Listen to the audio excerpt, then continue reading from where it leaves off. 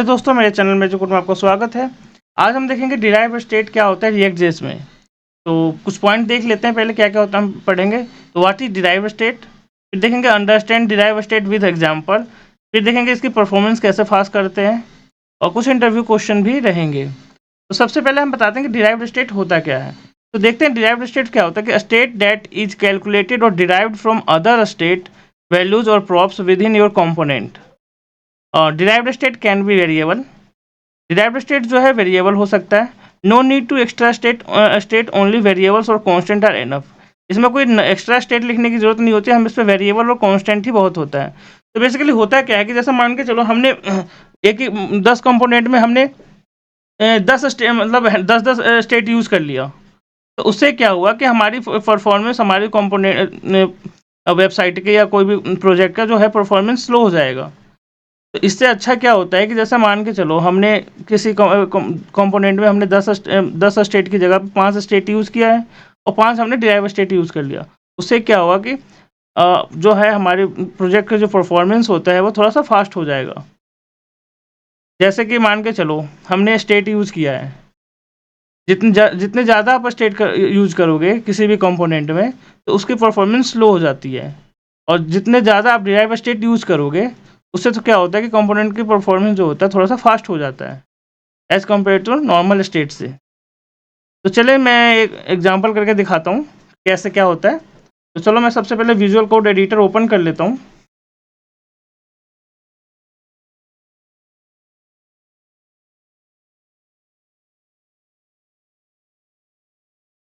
और मैं यहाँ से प्रोजेक्ट को ऑन भी कर लेता हूँ टर्मिनल।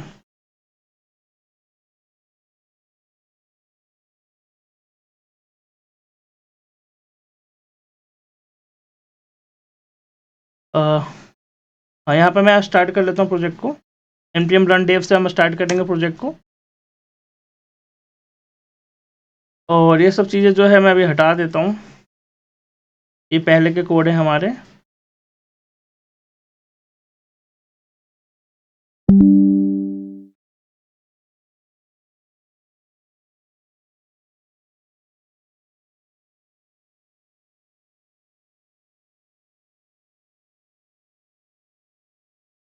ये सारा मैं रिमूव कर देता हूँ और मैं आपको ब्राउज़र पे सबसे पहले चलते हैं, देखते हैं। अभी हमारे ब्राउज़र पे कुछ नहीं दिख रहा होगा। ये देखिए अभी हमारा ब्राउज़र जो है ब्लैंक दिख रहा है। तो चलें सबसे पहले मैं यहाँ पे क्या करता हूँ,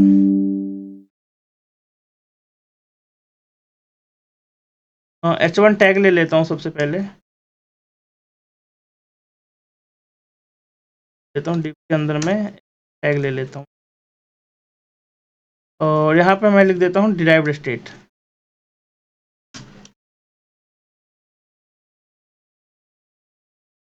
और यहाँ पे मैं सबसे पहले एक इनपुट बॉक्स लेता हूँ। इनपुट टाइप टेक्स्ट,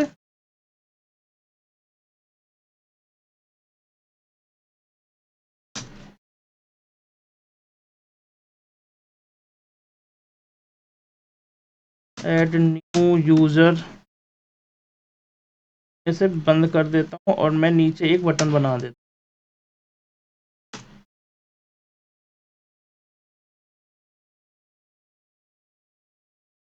और यहाँ पर मैं लिख देता हूँ add user.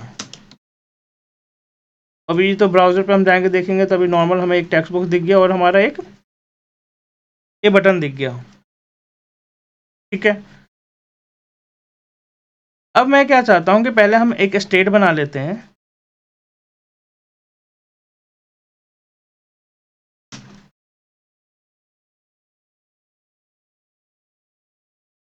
User set user use state,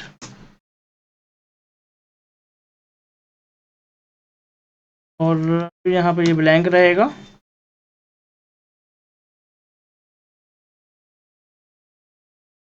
ठीक है, अब मैं क्या करता हूँ यहाँ पे पहले ऑन चेंज के इवेंट पे मैं इसको स्टेट को अपडेट कराता हूँ। मैं क्या करता हूँ on on change set user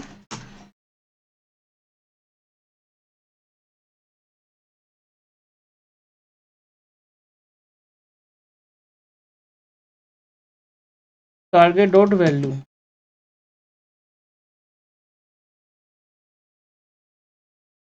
ठीक है, और एक मैं यहाँ पे अब इसको हैंडल बटन के सबमिट में मुझे हैंडल करना है, तो ऑन क्लिक इसमें मैं कोई भी नेम लिख देता हूँ, फंक्शन का नाम हैंडल ऐड यूज़र कर देता हूँ, ऐड यूजर्स। और ये फंक्शन का नेम मैं यहाँ पे सेम बना लेता हूँ, यहाँ पे फंक्शन बना दो कॉन्स्ट फंक्शन।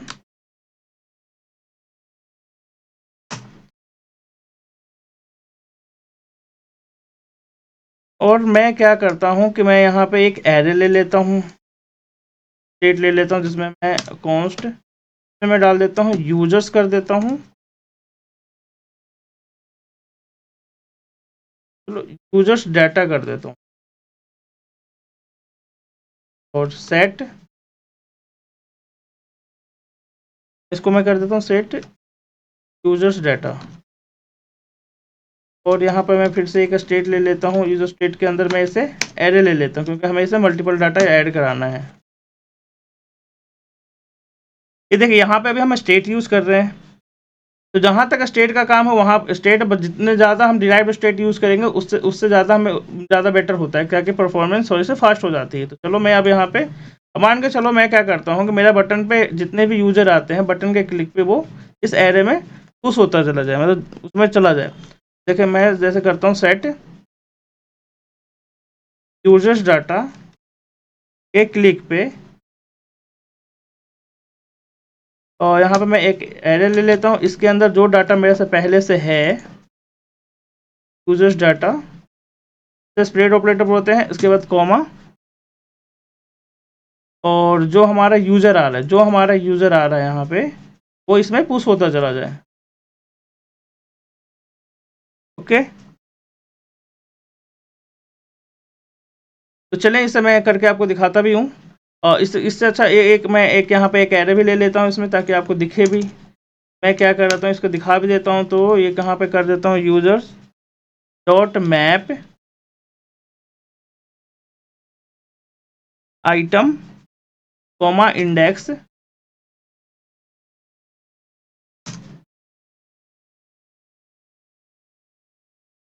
और यहाँ पे मैं कर देता हूँ H4 के अंदर, H4 के अंदर मैं यहाँ पे प्रिंट करा देता हूँ आइटम। ओके, और यहाँ पे हाँ हमें यह की डालना होता है, तो फिर एरर देगा।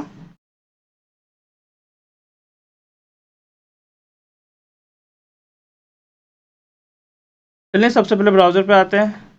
अब देखिए जैसे मैं जो भी कुछ ऐड करूँगा, मेरे को ये आ नहीं रहा, एक मिनट कंसोल में ओपन कर लेता हूँ। और एक मिनट,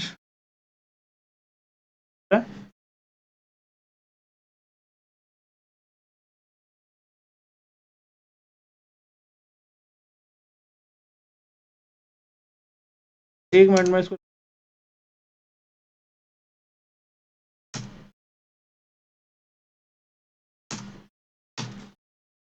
इसमें हमें डालना होगा, मैंने तो किया ही नहीं। ये देखो दिख रहा है, बट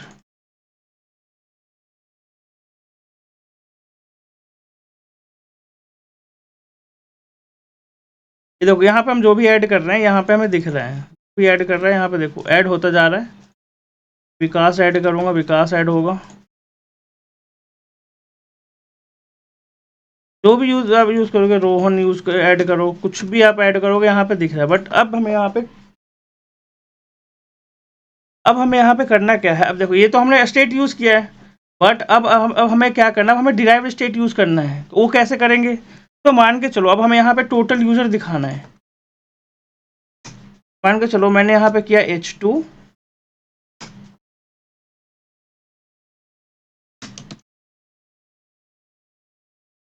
अब मुझे यहाँ पे टोटल यूज़र दिखाना है। तो उसके लिए अब हमें क्या करना होगा,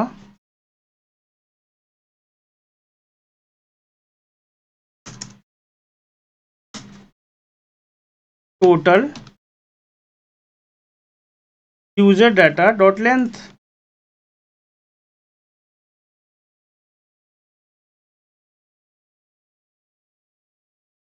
अब यहाँ पे हम टोटल डाल देंगे, दिखा देंगे।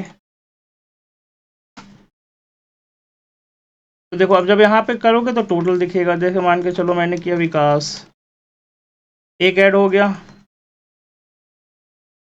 ये देखो रोहन, दो ऐड हो गया। तो ये क्या हो रहा है, हमारा डिराइव्ड स्टेट है, क्योंकि देखो इसमें हमने स्टेट यूज़ नहीं किया है, हमने एक बार स्टेट यूज़ किया। अब जितना कोशिश करेंगे हम डिराइव्ड स्टेट का यूज़ करेंगे, जिससे कि हमारा परफॉर्मेंस जो है फास्ट हो। अब मान के चलो हमने यहाँ पे टोटल यूज़र दिखाया, अब मैं चाहता हूँ कि हमें लास्ट यूज़र कौन सा यूज़ किया है वो हमें यूज़ करना है। मैंने क्या, लास्ट यूज़र। तो लास्ट यूज़र के लिए हम क्या करेंगे, सिंपल सी बात है, यहाँ पे हम कॉन्स्ट यूज़ करेंगे और मैं यहाँ पे कर दूंगा लास्ट, और यहाँ पे करेंगे यूजर्स डाटा, तो हमारे यार यूजर्स डाटा है एरे। अब यूजर्स डाटा के अंदर जो इसका लेंथ है, इसका डॉट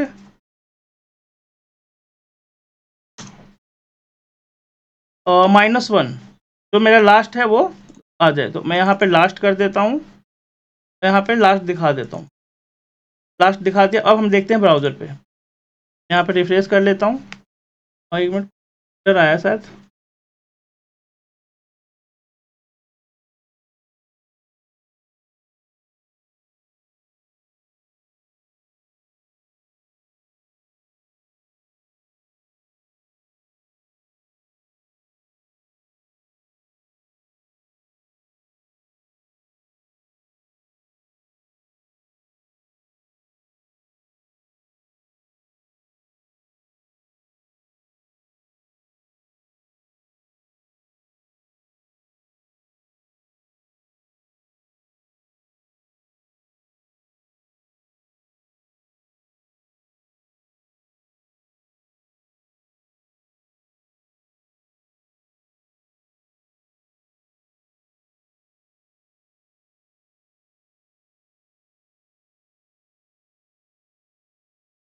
क्या,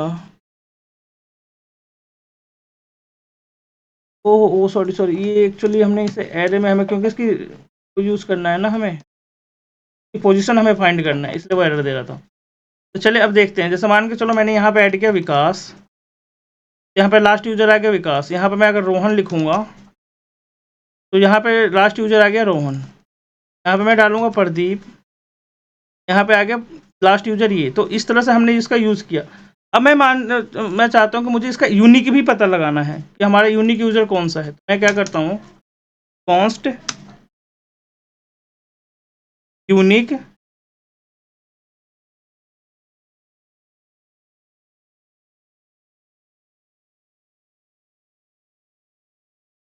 और कॉन्स्ट यूनिक। अब मैं क्या चाहता हूँ यहाँ पे कि मुझे क्या चाहिए, यहाँ पे न्यू जो हमारा एड है इसको अपडेट कर दें, सेट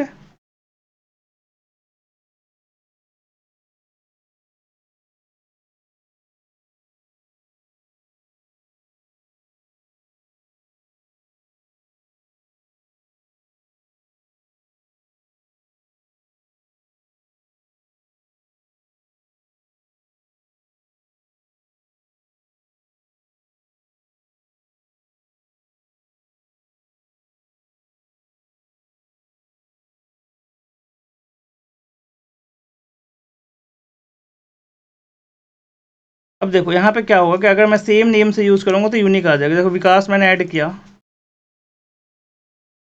रोहन यूज़ किया, अब मैं सेम अगर विकास करूँगा तो मेरे को एक ही आना चाहिए। देखो टोटल यूजर्स 3, लास्ट यूजर विकास, यूनिक 2, दो यूनिक आ रहे हैं। ये फीमेल ऐड किया हमने, ये देखो 4 हमारे ये हैं, लास्ट यूजर ये है, यूनिक 3 है। तो इस तरह से हमारा डिराइव्ड स्टेट होता है। जैसे मान के चलो देखो क्या हुआ यहाँ पे कि हमने स्टेट यूज़ किया 2, बाकी जितने भी हमने यूज़ किए हैं बाकी डिराइव्ड स्टेट यूज़ किया है, मतलब कांस्टेंट यूज़ किया या वेरिएबल। डिराइव्ड स्टेट वो होता है जो हम कांस्टेंट और वेरिएबल भी यूज़ करते हैं रिएक्ट में, उसको हम डिराइव्ड स्टेट बोलते हैं बेसिकली, मान के चलो। अब जितने ज़्यादा derived state actually light weight होता है एज़ कम्पेयर टू जो स्टेट हम यूज़ करते हैं।